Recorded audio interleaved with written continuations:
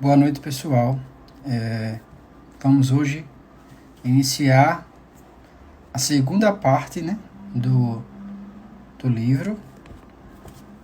Como a gente está fazendo esse curso só para falar das três primeiras moradas, essa segunda parte, a primeira parte foi só a preparação, ou seja, era um resumo, uma explanação do que é necessário para a o entendimento da espiritualidade teresiana. E essa segunda Frei vai falar diretamente, né, do que são as três primeiras moradas. E ele inicia com as primeiras moradas, né? E aí, Doug, boa noite. Boa, tudo certo? Tudo em paz? Tá achatado a imagem? Tá. Não, hoje tá tranquilo. Eu acho que depois que tu atualizou o aplicativo ficou filé. Resolveu, né? Eu tava aqui já fazendo um resuminho aí do que tava da primeira parte do livro, as perspectivas, e agora vamos entrar diretamente nas primeiras moradas, né? Vamos falar exatamente das primeiras moradas, que é, né, a parte mais exterior do castelo. Exato. Então vamos rezar? Vamos. Em nome do Pai, do Filho e do Espírito Santo. Amém.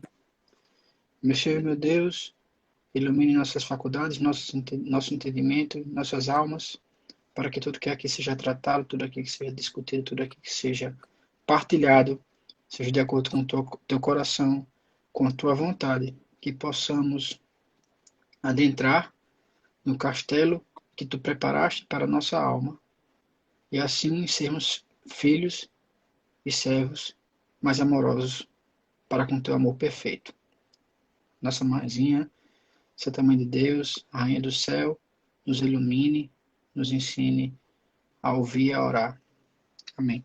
Em nome do Pai, do Filho e do Espírito Santo. Amém. E E aí, então, aí? enfim, digamos assim, no assunto mesmo, né, do curso. Nos finalmente, depois de 12 lives. Exato. Chegamos aí à live 13 hoje, né, tratando aí do primeiro capítulo da segunda parte, que é as primeiras moradas, né? Na segunda-feira a gente falou um pouco, assim, um resumo do que são as sete moradas, né? O que mais ou menos acontece em cada uma delas, como é que elas se diferenciam, os três momentos de união e os três momentos de preparação que acontecem, né? Nessas seis moradas principais. E a gente acabou excluindo as primeiras moradas, porque era o ralé, né? Exatamente. E hoje a gente vai falar especificamente desse ralé, né? Exato, exatamente. E por que a gente fala ralé? Porque como o Bruno estava falando aí, são as partes mais periféricas do castelo, né? Então, quem abre o castelo, cuja chave é a oração, essa pessoa ela vai adentrar então nessas primeiras moradas. Né? Então a gente pode considerar que qualquer pessoa que simplesmente um dia rezou, ela entrou aí nas primeiras moradas. Né? E quando a gente considera que rezou, e a gente já repetiu isso 1 milhão de vezes, que oração, quando a gente fala aqui de rezar, de oração, a gente fala de trato de amizade, a gente sabe então que para existir amizade, tem que existir amizade com Deus dentro de você, ou seja, você tem que estar em estado de graça. Então, esse é o pressuposto maior. É impossível ser amigo de alguém odiando esse alguém, né? Exato, não tem sentido, né?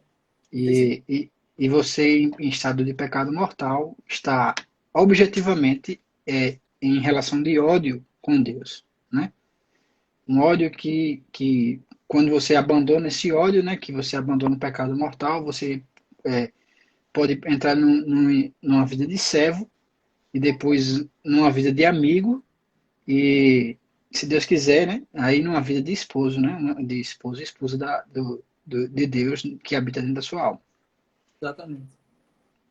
Então Exatamente. a E gente aí, vai tratar aí da primeira mudança, que é a mudança do ódio para a mudança para o não ódio, né? Não é nem um serviço, é um não ódio. Você não está mais odiando, você está querendo vir amar a Deus, né? que é o que a gente chama da primeira conversão, né? Exatamente. Quando a pessoa ali, ela tem aquele encontro pessoal com Cristo. e a partir daquele instante ela decide ter uma vida em estado de graça.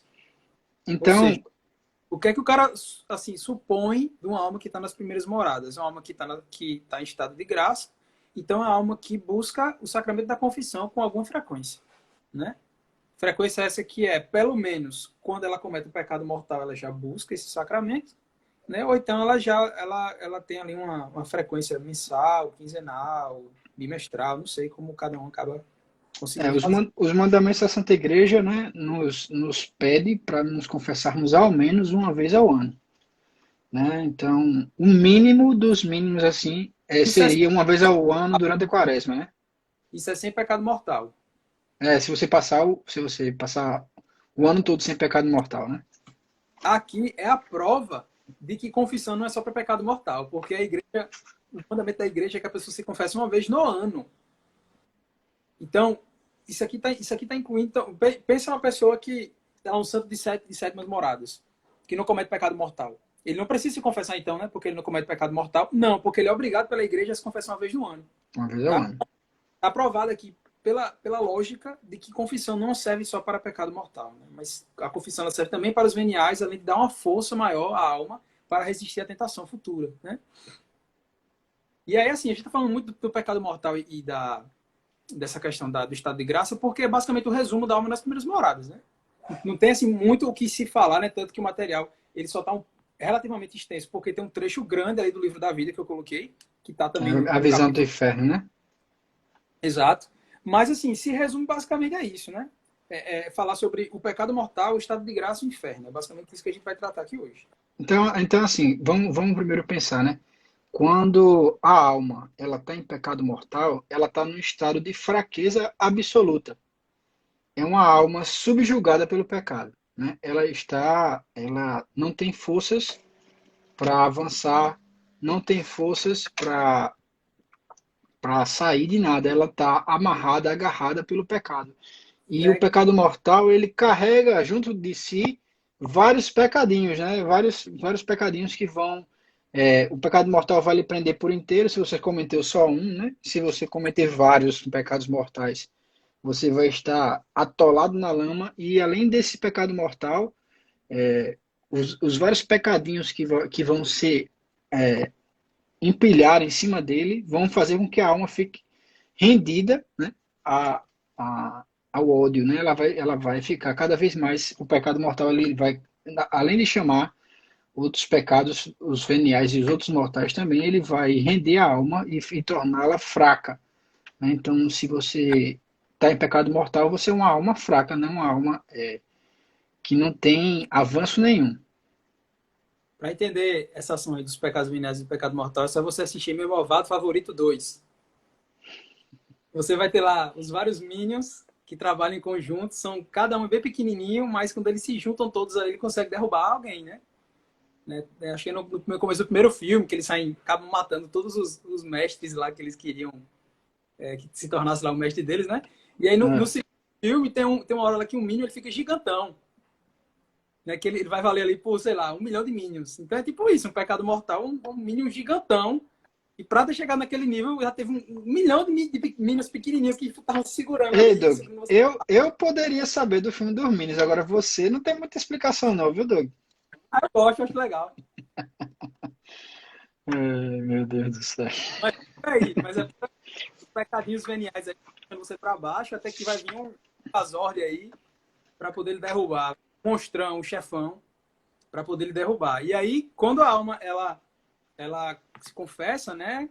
É como se ela tivesse uma ferida muito grande pelo pecado e com o sacramento da confissão aquela ferida colocasse ali um tampão, né? Um curativo. Então, alguém que, sei lá, acabou de fazer uma cirurgia, né? Alguém que ainda está muito fraco, alguém que sofreu uma lesão muito séria, que foi colocado um curativo nela, ainda está muito fraca. Então, a alma que entra nas primeiras moradas, ela entra muito fraca. Ela entra muito debilitada, né? Ela entra, como se pode dizer, ela entra muito, apesar de ela ter bons desejos, né? De querer servir a Deus e querer amar a Deus, ela ainda está sem forças para conseguir colocar em prática aquilo ali, né? Então, assim, há um convite direto a essas almas para que elas consigam avançar regiões menos expostas ou menos perigosas, porque como ela está debilitada, qualquer ação do demônio ali vai ser muito, muito efetiva e vai tirá-la de novo do castelo, fazendo ela cometer um pecado mortal de novo. Ela tem que se arrepender, buscar o sacramento da confissão de novo, ou praticar um ato de contrição perfeita, para poder entrar novamente no castelo praticando a oração, que é a chave desse castelo. Então, digamos assim, é uma muito instável as primeiras moradas. Quem está nas primeiras moradas, ninguém deve permanecer nas primeiras moradas, porque você viver ali andando na beirada do precipício, tá entendendo? Porque você tem que, as primeiras moradas tem que ser uma passagem. E ela realmente acaba sendo uma passagem, geralmente, né? Ou uma passagem para alguém que já quer partir para segundas, ou alguém que tá nas primeiras e acaba saindo ali do castelo novamente por um pecado mortal. Quem permanece nas primeiras moradas por muito tempo, ali eu acho que é o exemplo perfeito do tíbio, né? Do morno. Alguém que não sei nem explicar. Eu acho que eu não sei nem como explicar uma que permanece nas primeiras moradas. Tu explicaria como aí, Bruno? Eu tô tentando aqui pensar. Rapaz, é É é um aquele morno. negócio, né? Você vai ter uma alma para permanecer na primeira morada, assim, assim, se ela ficar sem sair, nem adentrar, ela vai desprender toda a força dela para se manter no mesmo lugar, porque a alma que está na primeira morada, ela traz consigo aqueles animaizinhos, como a Santa fala, né? Que são as más inclinações. Essas más inclinações, elas só vão ser purgadas e purificadas nas moradas superiores, né? A gente tenta purgar a maioria das más inclinações que nós conhecemos através do autoconhecimento, né? Do saber quem você é, que a gente já tratou aí nas áreas anteriores. Através desse autoconhecimento, a gente vai na segunda morada tentar purgar o que a gente sabe que pode purgar. Mas as más inclinações, assim, impregnadas na alma, por assim dizer, só vão ser purgadas através de uma força ativa de Deus e passiva nossa. Ou seja, somente Deus é capaz de purgar as más inclinações por inteiro da alma. Então, essa pessoa que se manteria nesse estado de graça nas primeiras moradas, ou seja, sem avançar, ela gastaria todas as suas forças, todas as suas energias para batalhar aqueles pequenos animais que vão ficar puxando ela para fora. E aí ela vai correr com tudo que tem, aquele corpo fraco da alma que acabou de sair, vai correr com tudo que tem, não vai ganhar força e vai provavelmente cair de volta, né? Vai sair do castelo. Então é muito difícil uma alma se permanecer na primeira morada. Ou ela vai avançar, ou ela vai cair. E como já se fala muito, não existe platô na fé, não existe calmaria na fé. Ou você avança, ou você regride, né? Isso aí é uma verdade que é meio ponto comum entre os santos. Eles falam isso, tem muita nos escritos dos santos isso. Ou você avança na fé, ou você regride. Então, se você tem a intenção de ficar estagnado numa morada, por exemplo, assim, está estagnado na primeira morada, a probabilidade de você cair, né, para fora do castelo, sair do castelo, é muito alta. Né? Somente se Deus tiver muita misericórdia assim e permitir que ficar sustentando a pessoa lá para ela não sair. Na Mas verdade, Deus não quer isso, né? Deus quer que você avance. O desejo dele é que sejamos perfeitos, né? eu acho que, na verdade, quando a gente fala assim de permanecer nas primeiras moradas, é alguém que, tipo, permanece no sentido de não conseguir avançar para segundas, né? Mas ele fica ali entre primeiras moradas e fora do castelo. Primeiras Ele moradas. não permanece, né? Ele não consegue permanecer. Ele vai sempre ficar querendo sair. Por quê? Porque no fim das contas, é mais cômodo você estar fora do castelo, né? Quantas pessoas a gente conhece que optaram, né, por estar fora do castelo? Optaram por viver uma vida do mundo. Né? Isso aí, hoje em dia, é a maioria das pessoas que elas realmente não têm o desejo de avançar na fé, né? Isso aí. Vou tentar responder duas perguntas aqui. Alguém perguntou sobre o ato de contrição perfeita, né? O ato de contrição perfeita é quando você consegue ter um arrependimento verdadeiro dos seus pecados, verdadeiramente verdadeiro, tá? Vou ser bem redundante, igual a Santa Teresa, a determinada determinação, verdadeiramente verdadeiro dos seus pecados, né? E aí você consegue a graça ali digamos assim, de apagar a pena eterna do pecado. Isso considerando que você vai buscar o sacramento da confissão ainda assim, após isso, para pedir perdão por aquele pecado, né? E aí, o que acontece com a confissão né, que aí já é outra coisa, separando aqui da contrição perfeita, é que na confissão, geralmente, a gente vai com uma contrição imperfeita. Né? A gente tem uma contrição, a gente tem um arrependimento dos pecados, mas a gente se arrepende daqueles pecados por medo do inferno. Tá? E não por ter ofendido o coração de Jesus, que é o que acontece na contrição perfeita. Uma Tá? contrição perfeita, ela acarreta uma conversão verdadeira. Entendeu? Isso. Uma contrição perfeita é assim, o cara faz, eu não pecaria novamente, não cairia novamente. Aí o cara adulterou a mulher e tem uma contrição perfeita, né? Ele não vai voltar a adulterar. Por quê? Porque a contrição foi perfeita, né? Ele realmente vai se afastar daquele pecado, né? Se ele, por exemplo, se ele morrer nessa situação de contrição perfeita, ele não vai para o inferno. Mas qual a probabilidade de você fazer uma contrição perfeita, né? De você dizer, garantir que foi uma conversão verdadeira, né? Então, como a gente sabe, só Deus conhece, né, a alma do ser humano. Então, é melhor se garantir e é o padre, né? E como a gente sabe, né, a matéria da confissão é o arrependimento, a contrição. Então, a única coisa que a gente está dizendo é que a contrição perfeita, ela é uma matéria tão perfeita que Deus realiza esse sacramento, né? Ele realiza essa conversão da contrição e apagar a, a culpa eterna do pecado, né? E ele realizaria essa destruição da culpa eterna do pecado pela contrição perfeita. Mas o sacramento da confissão, ele pega a contrição imperfeita e transforma, né, em perdão. Ele cura as culpas eternas, né? Exato. E aí, respondendo aqui a Harry e a Chris Line, já numa lapada só aqui. Bom, o cristão morno, no caso, seria essa mornidão, seria você estar sempre permanecendo ali nas primeiras moradas, no sentido de você não conseguir avançar para as segundas hora nenhuma, né? Porque é exatamente isso aí, Chris Line. O que leva você a partir para as segundas moradas é exatamente essa necessidade de você perceber que você precisa se esforçar mais e renunciar mais a algumas coisas, né? Que aí vai entrar a vida cética nas segundas moradas. Então o cristão morno é aquele que, de certa forma, vai estar permanecendo ali nas primeiras moradas, porque ele está ali, aí comete pecado, aí volta para as primeiras, aí não tem aquele esforço verdadeiro, não tem aquele querer ser santo, sabe? De querer avançar mesmo. Precisa ter a segunda conversão, é exatamente isso que você está dizendo.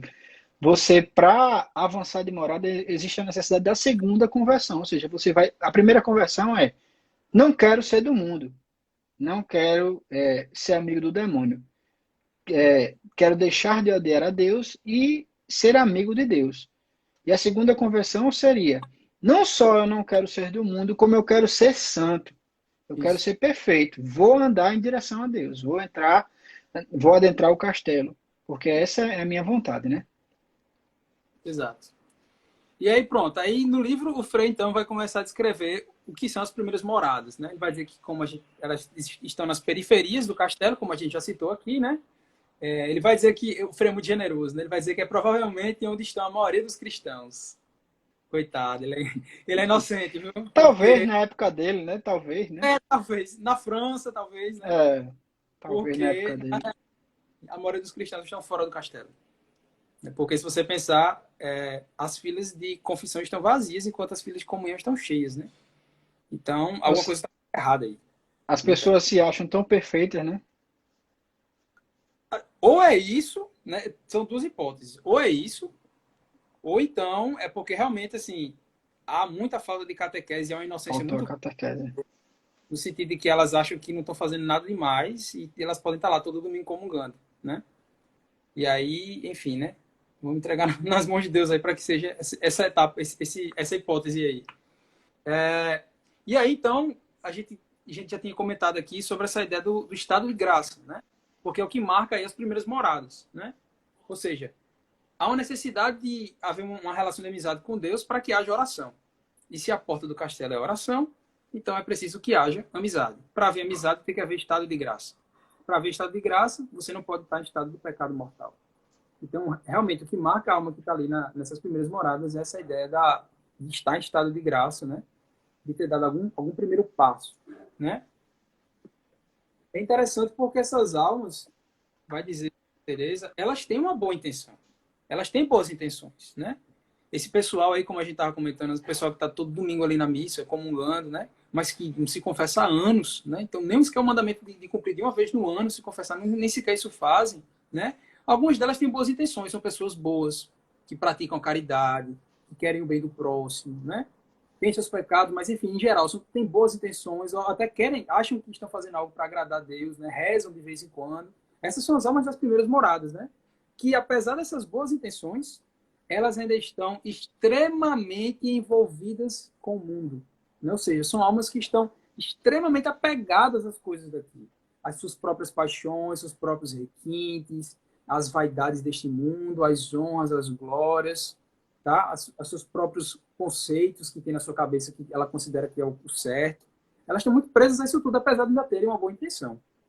São almas presas no externo, né? A gente falou muito isso, né? Quando estava falando do demônio, são almas que são presas nas regiões inferiores da alma, né? Que são as sensações, a memória. São pessoas que querem sempre se sentir bem, que não querem passar se impor nenhum sacrifício, nenhuma dificuldade. Ela quer aquela religião, aquela igreja que seja aquela saída de domingo, né? Aquela igreja que você vai para a Quebrar. missa e depois vai lanchar, né? Tem aquele programinha, missa e lanche, e depois ir para casa assistir um filme e tal, e pronto. Essa até Do tem a boa Flamengo. intenção, né? Que é doido. Assistir o jogo do Flamengo. Com certeza, assistir o jogo do Flamengo. Mas pode fazer as duas coisas, você não vai se obrigar nisso, né?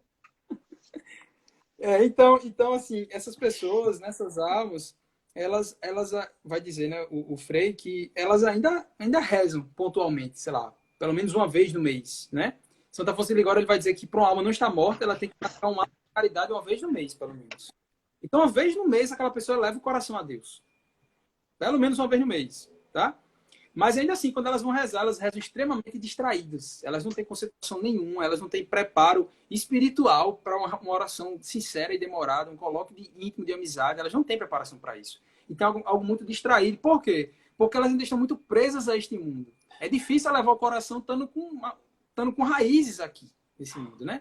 E esse apego ao mundo está representado na linguagem de Santa Teresa, lá no Castelo Interior, como sendo os bichinhos que vão entrando junto com a pessoa nas primeiras moradas, as sevandijas, os bichos peçonhentos, né, os parasitas que vão entrando, que são tudo que a gente falou aqui, os apegos, as paixões e tudo mais, tá?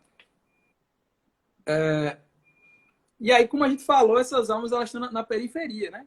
Então elas são os aposentos do castelo que estão mais distantes de onde emana a luz, que é o salão real. Então, elas são os aposentos que menos recebem luz, tá? Ou seja, Mas mesmo assim a luz está lá, né? isso, mas mesmo assim a luz está lá. Então, a luz vai estar iluminado. Vai estar com pouca luz, mas vai estar iluminado, entendeu?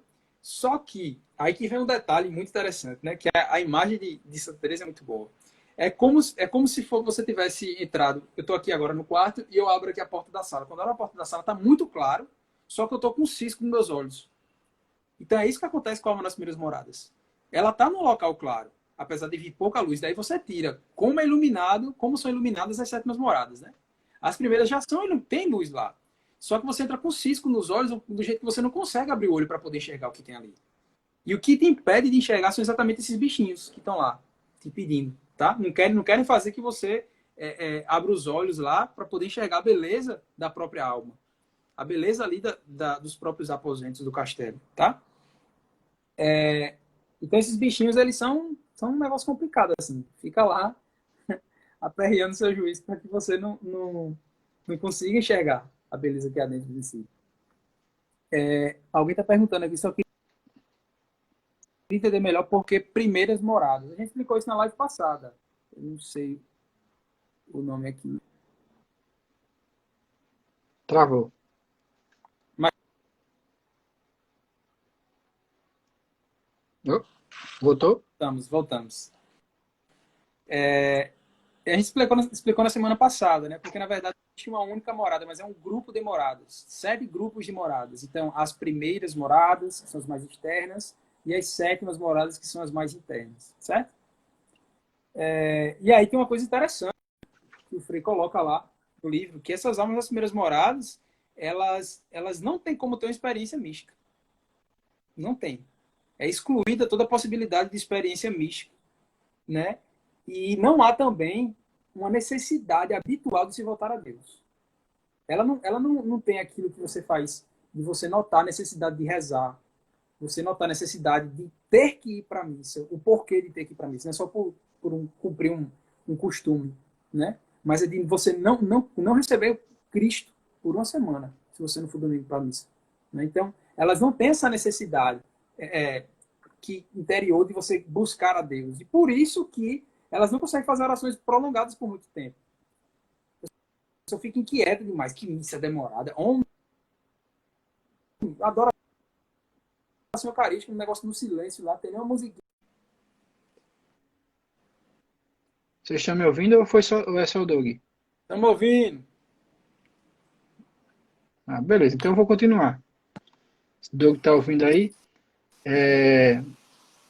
As almas na primeira morada, ela é muito mais suscetível, exatamente porque ela habita as regiões exteriores. Né? Ela habita a região que é suscetível ao demônio. Então, além das más inclinações, né, a alma na primeira morada, ela é suscetível ao demônio porque ela está no lugar onde o demônio ataca. Né? O demônio ele vai tentar, de toda forma, tirar a alma da primeira morada e trazer para onde é seguro para o demônio. Uma alma que está fora do castelo, ela é amiga do demônio, inimiga de Deus. Então ele vai tentar de toda forma manter aquela alma fora do castelo. Então quando a alma entra no castelo, que ela ganha alguma defesa, né? Ela está na primeira defesa, uma defesa mínima lá, né? Que a primeira coisa que faz é uma região menos exposta, né? A primeira morada. Então, quando ela ganha aquela primeira defesa, para o demônio, quer dizer que ele vai ter que gastar mais esforço com aquela alma, então ele quer que ela saia logo e venha para o lado dele, porque além de tudo, além dele não precisar tentá-la direto, porque ela já vai estar do lado dele, ela vai ajudá-lo, aquela alma vai ajudá-lo a corromper as outras almas. Né? Porque quem está em pecado mortal costuma ajudar os outros a cometer pecados mortais também. É um efeito avalanche, né? Você vai dizer ao seu amigo que tudo pode, que é isso mesmo, que não sei o quê. Que não é pecado. Exatamente. Vai ajudando as outras almas a se afastar de Deus. Sem contar o maior exemplo que a pessoa vai dando, né? Porque olha, a alma que está nas primeiras moradas, ela não sente essa necessidade de se voltar a Deus, né? Verdadeira. Imagina uma alma que nem nas primeiras moradas está, que está fora do castelo. Então, ela, com certeza, uma alma que vai estar dando muito maior exemplo para outras pessoas ali que estão começando na fé, porque ela vai estar nessa transição aí de fora do castelo, primeiras moradas, fora do castelo, primeiras moradas, e aí ela vai acabar levando muitos pelo mau testemunho dela também. Então, é uma responsabilidade grande, né? Quem já tem alguma caminhada tem essa responsabilidade grande de não dar o mau exemplo, viu? Porque você ser culpado pela perdição da sua alma é uma coisa, né? Agora você ser culpado pela perdição de várias almas, amigo, né? Realmente É exatamente o efeito contrário que o cara tem que fazer, né? Você tem que salvar a sua alma e salvar outras depois de salvar a sua, né? Aí o cara faz o contrário, o cara perde a própria alma e ainda leva outros com ele, né? É Lúcifer. É Lúcifer. Exatamente, tá agindo exatamente como o demônio. Levou um terço dos anjos. E aí a gente está entrando sobre o pecado mortal, né? Santa Teresa ela vai dizer o seguinte, no livro da vida. Não, quer dizer, não sei se aqui é Castelo. Eu acho que é Castelo. Se entendesse como fica a alma quando comete um pecado mortal, ninguém seria capaz de pecar, ainda que tivesse de submeter-se aos maiores sofrimentos para fugir das ocasiões. Né? Eis aqui a grande questão, porque Santa Teresa ela teve uma visão da alma e pecado mortal, né? E ela vai dizer assim que não há treva tão tenebrosa, nem coisa tão escura e negra que se compare a uma alma em estado de pecado mortal. Só que o que nos falta é exatamente isso. Como a gente não tem assim a noção, a gente não tem nem esse autoconhecimento, nem a noção interior do que é na nossa alma, então a gente não consegue ter noção de como a alma fica quando a gente comete um pecado mortal. Né? Às vezes se comete um pecado mortal e você continua agindo naturalmente. Não, quando der eu vou buscar o sacramento da confissão. Você não sente em si, às vezes, né, uma mudança, principalmente se você está nas primeiras moradas, você não sente ali uma mudança interior enorme, né, um desconforto enorme no seu coração. Porque o que há de mais baixo na sua alma, e principalmente pela ação do demônio ali, vai fazer com que você fique meio que inebriado, sabe? Você não vai perceber de forma clara. Você vai ser confortado ali pelos sentidos, pelas coisas que você consegue no dia a dia. Então, se a gente tivesse noção exata do que é uma alma em pecado mortal, a gente fugiria disso como o demônio foge da cruz, né? Só que como a gente não tem, e Santa Teresa vai dizer, ela diz exatamente isso, depois que ela teve a visão do inferno, e que ela teve essa visão também sobre a alma do pecado e pecado mortal, ela viu como era sério aquilo que ela lia nos livros, que os santos, os teólogos falavam, né? Então, às vezes é necessário ou uma experiência desse tipo, ou você avançar para moradas mais superiores, para você ir criando esse apego maior por Deus e esse temor maior de não querer ofendê-lo a todo custo, né? Porque a alma, realmente, aquilo que a gente falava da ação do demônio, ela fica como se tivesse uma névoa ao redor dela, para que o demônio se escondesse nessa névoa e ali pode agir de forma livre na alma. Então é algo muito sério. Ela enfatiza muito, ela diz, não há nem como imaginar quão tenebrosa é a situação da alma em pecado mortal, né? É uma destruição que nós não temos ideia de quão escuro, quão afastada de Deus, quão enterrada na lama aquela alma está. A gente fala tudo aqui usando figura de linguagem, mas não é muito pior do que o que a gente imagina, né? E uma das grandes artimanhas do demônio foi fazer com que o ser humano não percebesse essas coisas, porque Adão e Eva, eles percebem imediatamente. Eles estavam em estado de graça e ao comer do fruto proibido, eles já percebem que estão nus. Imediatamente eles já percebem que eles não estão mais na comunhão com Deus, né? Eles não estão mais naquele trato de amizade com Deus. E hoje em dia as almas, elas são tão atenuadas por ter cometido tantos pecados mortais, né? Por estar serem tão embebidas no mundo, né? Serem tão Vai ficando dormente, né? embriagadas, que é um estado de dormição. Você não consegue fazer nada, você acha que está tudo normal, né? E enquanto na verdade a alma está entregue às baratas, né? Exato. E tem aquela história que, assim, quanto maior o amor, maior a ofensa, né? Se eu dou uma resposta rude para uma pessoa que eu não amo, que eu não tenho proximidade, essa ofensa tem um certo grau. Agora, se eu faço isso com minha esposa, com minha mãe, então o mesmo ato, ele adquire uma proporção muito maior, né? Então, quanto mais você ama a Deus, mais você vai sentindo a ofensa que você faz a Ele. É por isso que uma alma que está nas primeiras moradas, que ainda ama muito pouco ou mal ama, ela não tem dimensão daquilo que ela faz. Ela não tem dimensão de que ela entra no estado de inimizade com Deus. É por isso que ela vira amiga do demônio, né? Aquela história, né? Quem não está comigo está contra mim. Então, olha só, se o demônio é inimigo de Deus e eu me coloco como inimigo de Deus, eu me junto ao demônio contra Deus. A gente não tem noção disso, né? E os santos, eles usam, às vezes, principalmente mais antigo, né? Os santos mais antigos utilizam uma linguagem que a gente fica, às vezes, achando pesada, mas é verdade, que se fala assim, antes de Cristo, nós éramos escravos do demônio. E o que acontece quando você comete um pecado mortal é retornar a esse estágio. Você se torna escravo do demônio. Santa Teresa fala isso daqui, porque quando eu falo de santos antigos, né? Santa Teresa está lá na Idade Média ali falando sobre isso, né? Então é um negócio muito sério, né? Ela vai dizer assim que é como se pegasse esse cristal, né? Que é o castelo, né? Vamos imaginar uma bola de cristal, e você colocasse um pano escuro sobre ele. Então, o sol, e esse cristal, ele tá assim, no céu aberto, né? O sol batendo ali. Então, o sol, ele tenta atingir o cristal, mas o pano escuro não deixa ele chegar lá. É isso que acontece com a alma com um estado de pecado, né? O Deus, que é Cristo, que é o sol, ele continua no centro da alma, ele não sai. Só que, porque se Cristo sair do centro da alma, né, ele deixa de sustentar a alma no ser ali. Né? Presença ativa de imensidade, né? Exato. A alma morreria se Cristo saísse do centro. Então ele não sai. O que torna, se você parar para pensar, o que torna a ofensa ainda maior. Porque se você cometesse um pecado contra alguém que está longe, né, você ainda teria ali subterfúgios para tentar se esconder a respeito do ato que você cometeu. Mas quando você comete um pecado contra Deus que está lá dentro de você, que vai permanecer dentro de você, porque é aquele que te sustenta, que dá vida, né? O ato se torna muito maior. né? Então, Cristo, que é o sol, que é a misericórdia infinita, ele continua emanando luz.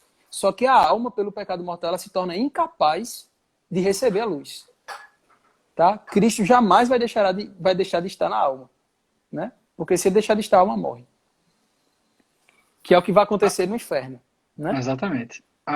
Só para falar aqui, ler aqui essa parte aqui que está no material que a Santa falou, né? Porque, em suma, a intenção de quem comete um pecado mortal não é contentar a Deus. Ou seja, não importa o motivo, um pecado mortal não há intenção. Ou seja, uma alma não tem a menor intenção, quando ela comete um pecado mortal, de contentar a Deus. Ela mais dar prazer ao demônio. Ou seja, mesmo que a alma ache que ela está tudo bem, que ela está fazendo. Hoje a gente vê muito isso, né? Não, foi Deus que me quis dessa forma, eu quis, ele me criou desse jeito, com essas minhas inclinações de ser, de adulterar demais, de roubar. Fui criado numa situação que me obrigava a roubar, então o cara estou fazendo isso porque foi assim que Deus me quis, é assim que Deus me criou. Não, não existe intenção da alma de fazer um pecado mortal, né? A intenção da alma nessa situação de cometer um pecado mortal é nada mais, nada menos do que dar prazer ao demônio, E ofender a Deus. sendo este as próprias trevas. A pobre alma torna-se também treva como ele. Ela Ou vira seja, semelhança do demônio, pô. ela vira É isso. semelhança do demônio. E é muito mais fácil você virar semelhança do demônio que você virar semelhança de Deus, né? Tá vendo aí?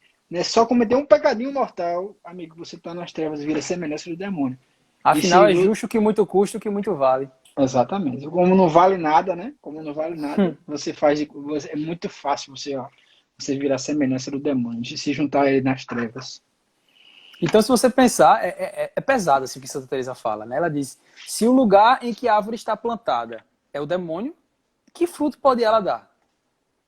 Então, assim, bicho, é um negócio muito pesado mesmo, assim, que se a gente talvez lesse esse tipo de coisa, e aí vai uma dica muito boa para quem está ou entra no estado de pecado mortal, né?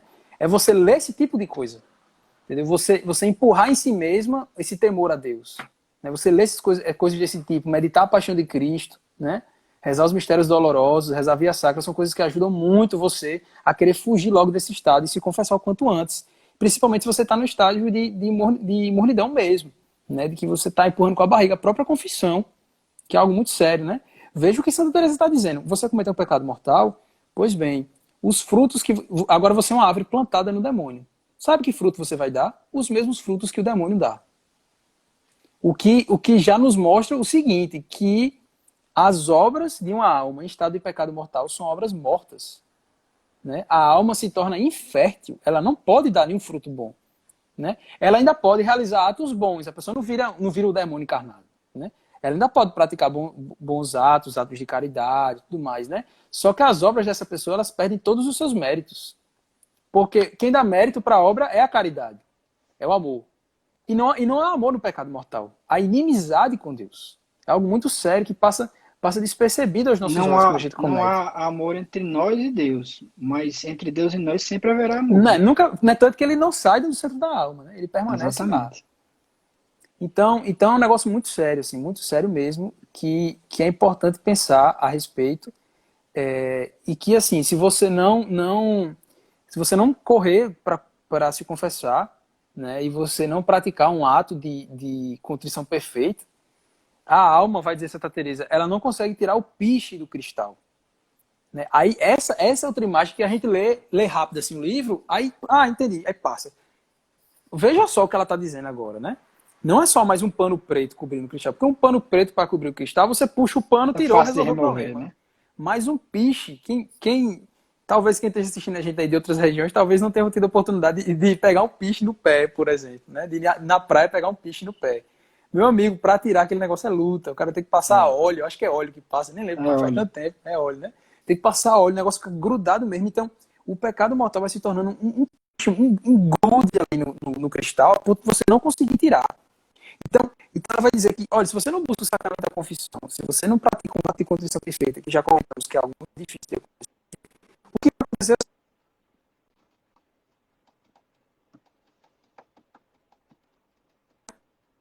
vai ter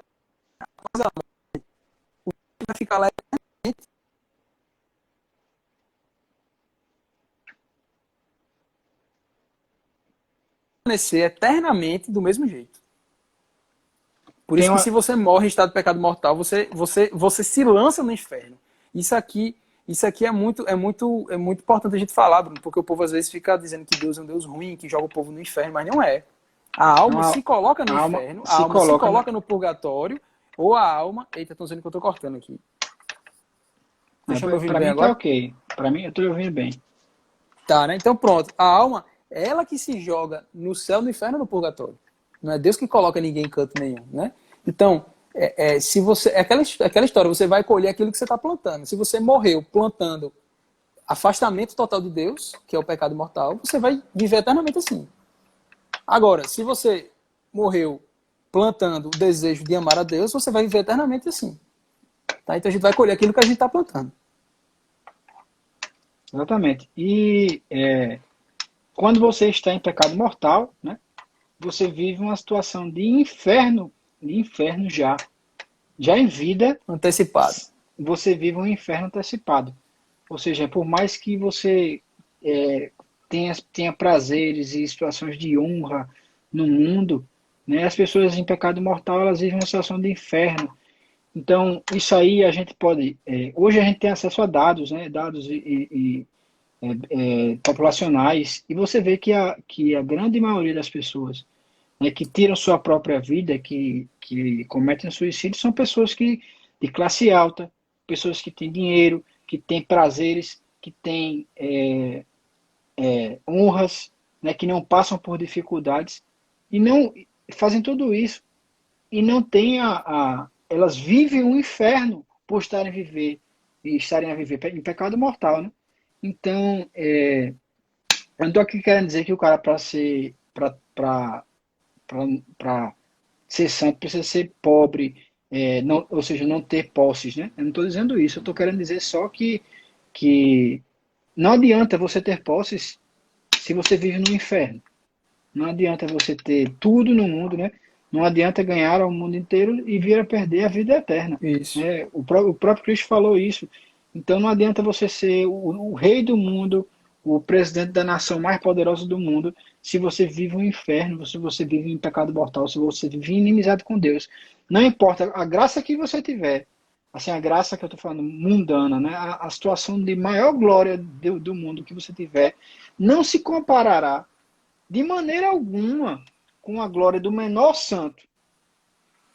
A glória do menor santo, daquele que Santa Teresinha dizia, né, que ela queria ser a última santa, né, dos santos, essa menor santa dos santos, apesar de ter a aspiração de ser uma grande santa. Né, mas ela queria ser igual ao vestibular, o cara quer entrar desde que seja pela última vaga, né? E E ela não, lutava pela última vaga porque ninguém lutava por ela, era mais fácil de conseguir. exatamente. E aí, por menor que seja aquele santo, o menorzinho dos santos, a glória daquele santo, de ser compartilhada com a glória de Deus, de compartilhar da visão beatífica, né? De estar lá no céu cantando os louvores com Deus, é muito infinitamente maior do que a maior glória terrena possível. Isso, exatamente. O Frei Maria Eugênio, ele vai dizer lá no capítulo, né, que quando a gente está nessa vida ainda, né, ele vai dizer, as potências da alma encontravam nos bens particulares certa satisfação, que aí lhes tornava a privação de Deus, devido ao pecado mortal, menos dolorosa. Então, graças ao que a gente consegue ainda se consolar aqui nessa terra, quando a gente comete o pecado mortal, que vive nesse estado de inimizade com Deus, de afastamento de Deus, né, essa privação de Deus, ela se torna menos dolorosa devido a isso. Tá? São coisas que vão nos iludir, de certa forma, a respeito dessa inimizade, né? Mas que na eternidade isso vai ser diferente, porque a gente não vai ter essas coisas para suprirem, de alguma forma, a necessidade da amizade com Deus, né? E ele vai dizer que a alma, ela está no vazio e as suas potências, feitas para encontrar seu repouso e seu alimento em Deus, sofrem neste vazio do inferno. Uma fome e sede profundas e inextinguíveis. Tá? Então não vai ter nada que possa te ludibriar ou te iludir para esconder essa necessidade de Deus no inferno. Por isso que a dor é imensa. Né? Aqui na Terra passa despercebido, né? E parece um negócio bem sei lá, o povo vai dizer que coisa mais medieval, mais pré-histórica, vocês falando que a alma em pecado mortal é inimiga de Deus, né? Porque quando comete isso, ninguém sente. Mas a gente não só acredita naquilo que a gente sente, não. A gente tem que acreditar naquilo que é a verdade, né? E tem que lembrar que os sentidos inferiores, ou seja, esses sentidinhos aí do eu tô sentindo Deus, tive aqui um consolo, um negócio, esses sentidos inferiores são presa fácil para o demônio. Eles são fáceis de serem enganados pelo demônio. A gente falou isso naquela live. O demônio ele pode fazer até consolações, consolar uma alma, a alma ser consolada, que é uma coisa intrinsecamente boa, né? Um consolo é uma coisa intrinsecamente boa. Ela pode se sentir consolada pela mentira do demônio, né? É uma coisa. O demônio muito perigoso. É artificioso, né? Como se fala. E aí, para a gente terminar, né? É só uma dica aí para as almas que estão nas primeiras moradas. É praticar o medo salutar. O que é o medo salutar, né? É importante para a alma nas primeiras moradas ela meditar o inferno. Ela meditar sobre a morte. Né? Se ela morrer hoje, e aí? Como é que vai ser? Né? E se ela for para o inferno? O que é o inferno? Como é estar no inferno? Tá? Então, meditar sobre essas coisas é algo muito importante, porque vai te ajudar a querer sair dessas primeiras moradas. E aí, isso tudo vai te ajudar a gerar um temor, um cuidado maior, para não querer perder esse tesouro da graça de Deus. Isso aí, assim, por que você medita nisso aí? Porque a alma, a alma nas primeiras moradas, ela não sabe, nem entende o que é ser serva de Deus, ou ser amiga de Deus, ou ser esposa de Deus. Né? Então, para aquela alma que está naquele nível tão baixo, né, na escada da fé, na escada da santidade, é importante o medo mesmo. Né? O medo é importante para educar aquela alma. Então, quando ela avançar, né, que ela for crescendo na fé, que for subindo nas idades, né, espirituais, que ela for ficando mais adulta, ela vai entender que não é por medo que você deve amar a Deus. Você deve amar a Deus porque Deus te ama, né? E esse amor é recíproco. Ele te amou primeiro, te amou desde do ventre da tua mãe. E continua te amando, inclusive nos seus piores momentos. E esse amor merece uma reciprocidade. Né? Merece que você o ame de volta. E aí, quando você quiser amar a Deus apenas por amá-lo, você não terá medo do inferno, porque você já está em Deus. Né? E quem é que tem medo de odiar a Deus se você já o ama?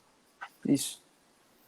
Tem umas meditações muito boas de São Dom Bosco a respeito do inferno, do purgatório, da morte. Né? Eu vou ver se eu coloco o link no grupo para depois vocês darem uma olhada.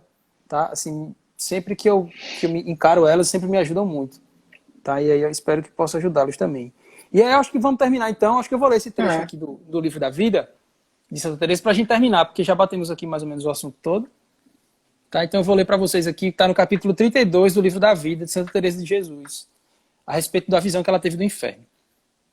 Vai dizer a santa: depois de muito tempo, quando o Senhor me tinha já feito muitas das mercês que tenho dito, e outras muito grandes, estando o dia em oração, achei-me de repente, sem saber como, e segundo me parece, toda metida no inferno. Entendi que o Senhor queria que visse o lugar que os demônios lá me tinham preparado, e eu merecido por meus pecados. Foi de brevíssima duração, mas, embora eu vivesse muitos anos, parece-me impossível esquecê-lo. Parecia-me a entrada à maneira de um beco muito comprido e estreito, semelhante a um forno muito baixo, escuro e apertado.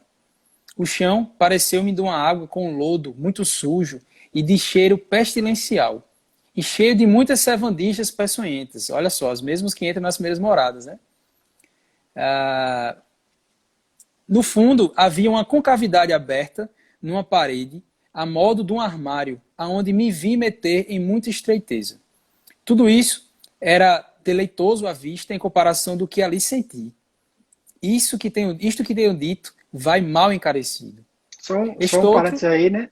Deleitoso à vista, tudo isso, para ela, era um deleite ver aquilo. Se você fosse comparar com o que ela estava sentindo. Seja, exato. A visão é muito menos já dolorosa. É horrível, já é horrível a visão, mas é muito menos dolorosa do que o que ela sentia, né? Exatamente. Aí ela continua, né? Este outro parece-me que nem ainda pode haver princípio de o poder explicar e de compreender como é o inferno. Senti um grande fogo na alma que eu não chego a entender como poder dizer de que maneira é.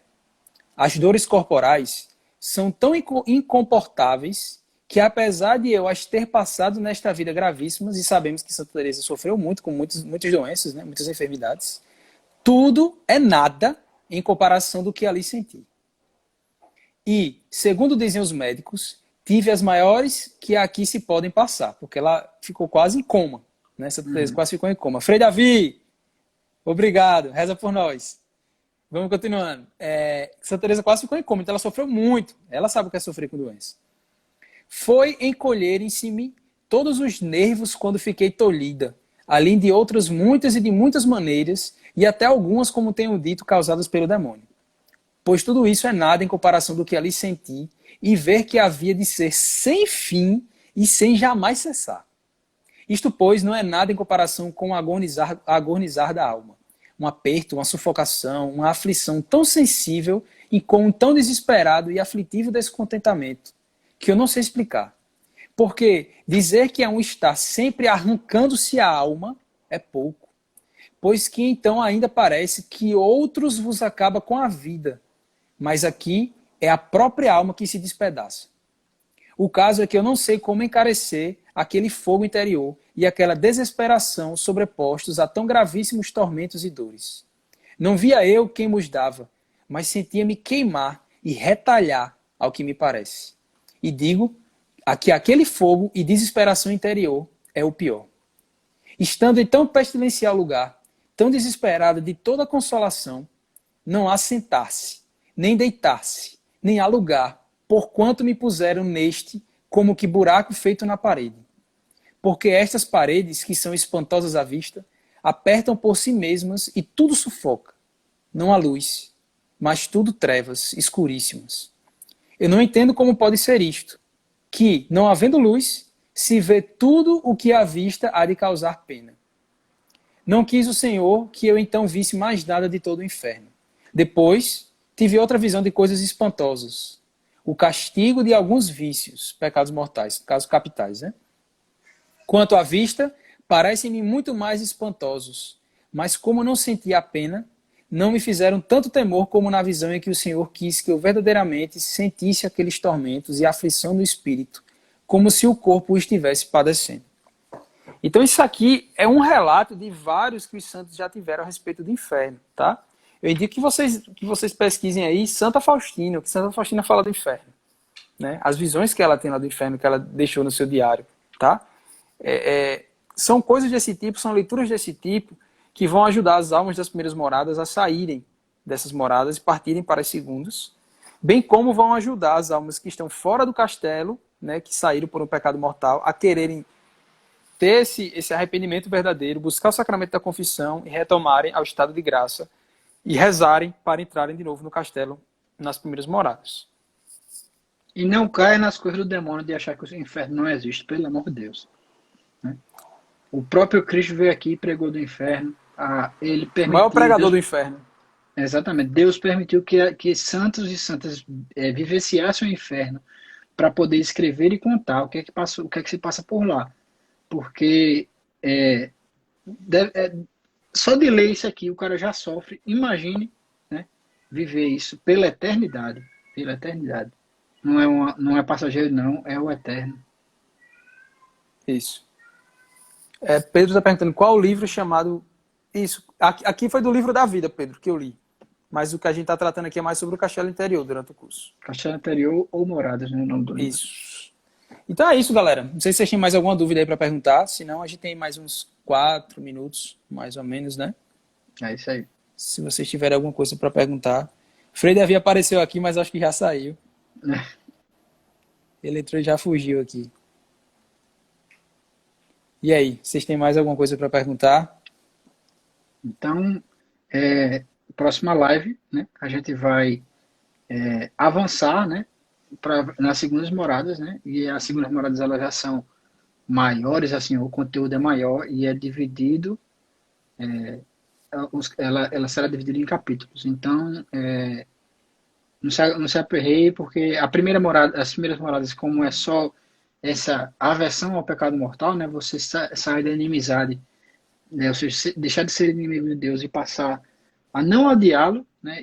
Ou seja, entrar nas primeiras moradas é curto e é fácil, assim, fácil, eu estou dizendo, é você fazer uma confissão, se confessar verdadeiramente, fazer um ato de contrição perfeita. E agora as segundas moradas, elas são bem mais difíceis, né? Elas envolvem purificação, purgação, ascese, né? Tudo isso que é difícil de fazer, independente do seu estado de vida, né? Seja você um frei, uma freira ou um secular como a gente, purgação e ascese é difícil em qualquer situação. É isso aí. Vamos então encerrando por aqui. Rezemos juntos essa Ave Maria, pedindo a Nossa Senhora a graça de nunca permanecermos nesse estado de pecado mortal, mas sempre buscarmos o quanto antes o sacramento da confissão. Ave Maria, cheia de graça, o Senhor é convosco. Bendita sois vós entre as mulheres, bendito é o fruto do vosso ventre, Jesus. Santa Maria, Mãe de Deus, rogai por nós, pecadores, agora e na hora de nossa morte. Amém. Em nome do Pai, do Filho e do Espírito Santo. Valeu, Desculpa aí o até... linguajar, a gente é nordestino paraibano, então a gente sai um aperreio aí. Aperreio, Até segunda-feira aí, galera. não se agonie. Não se Tchau, agonie. pessoal. Valeu, um abraço. Abraço, tchau.